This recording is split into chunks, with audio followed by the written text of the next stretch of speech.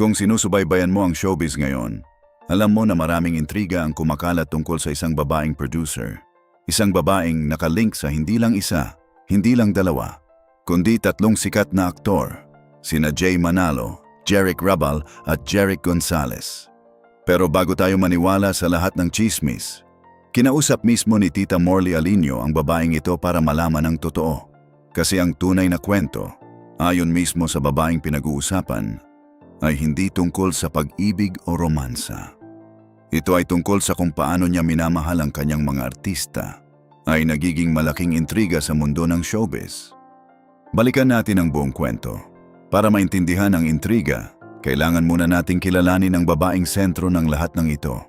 Si Susel Nipa, may-ari ng YNS Phone Shop, na may 6 na branches.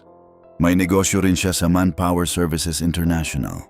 At ngayon, siya rin ay isang producer sa showbiz. Pero bago pa man siya naging producer, may sarili na siyang kwento. Noong 1988, sinubukan niyang pumasok sa showbiz bilang actress kasama si Director John Posadas. Pero hindi ito natuloy dahil ayaw ng kanyang pamilya na mapahamak ang kanilang pangalan. Kasabay nito, naging malapit siya kay Colonel, isang lalaking 38 taong gulang noong siya ay 15 pa lamang.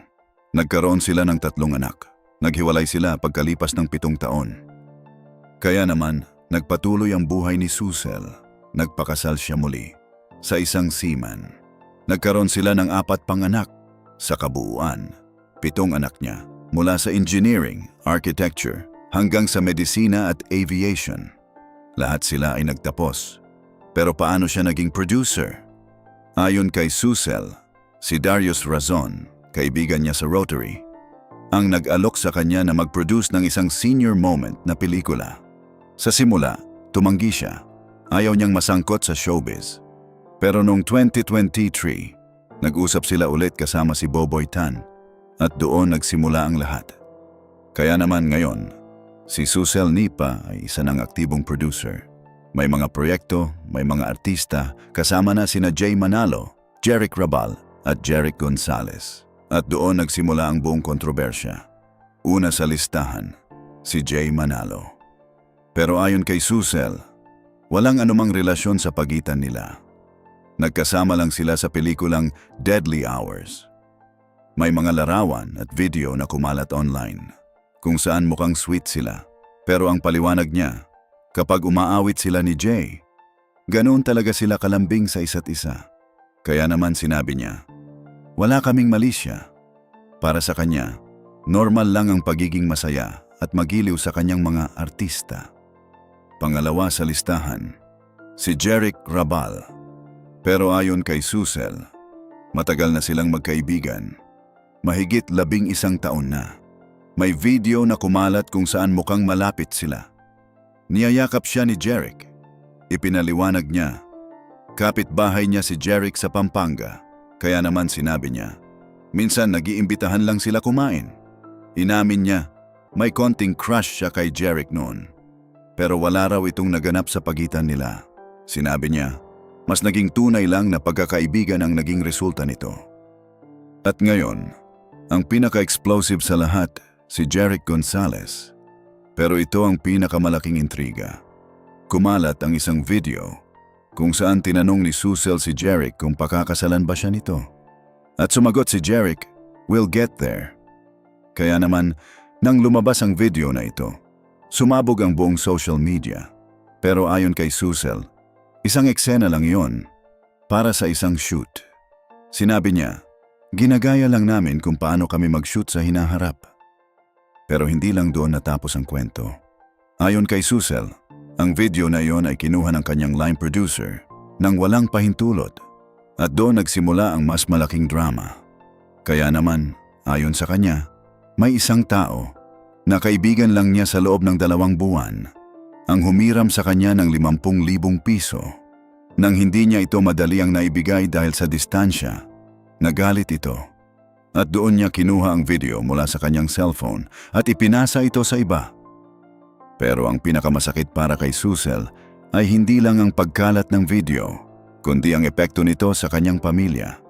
Ayon sa kanya, Umuwi siya sa Bacolod kung saan nakatira ang kanyang pamilya at sinabihan nila siya na linisin muna niya ang kanyang pangalan bago sila makipag-usap ulit sa kanya. Kaya naman, umiyak si Susel habang kinukwento ito kay Tita Morley. Sinabi niya, "Masakit. Lahat ng anak ko ay hindi na nakikipag-usap sa akin. Masakit." Ngayon, malinaw ang paliwanag ni Susel sa lahat ng tatlong lalaki. Pero bakit siya patuloy na inaakusahan kahit malinaw niyang ipinaliwanag ang lahat? Kaya naman sinabi niya, ito ang unang beses siyang na-link ng walang katotohanan. Bilang isang producer, sinabi niya, kung gusto niya talagang manligaw sa isang lalaki, bakit pipiliin niya ang taong puno ng intriga?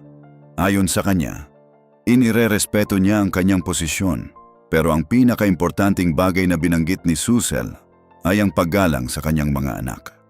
Ayon sa kanya, ayaw niyang masangkot sila sa kanyang mga issue.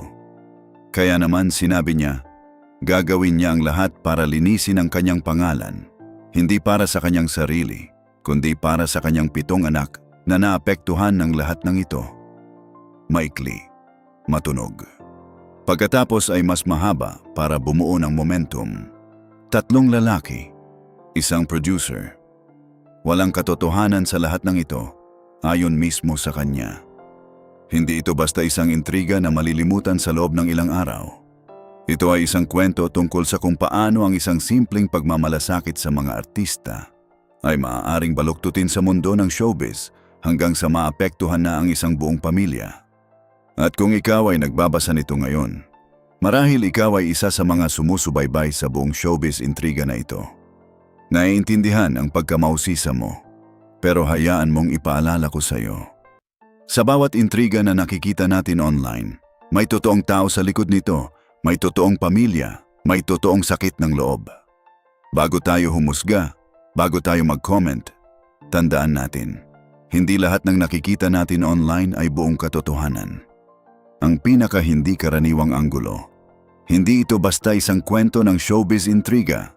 Ito ay isang kwento ng kung paano ang pagiging masayahin at magiliw sa mga taong kasama mo sa trabaho ay maaaring maging paksa ng malaking kontrobersya.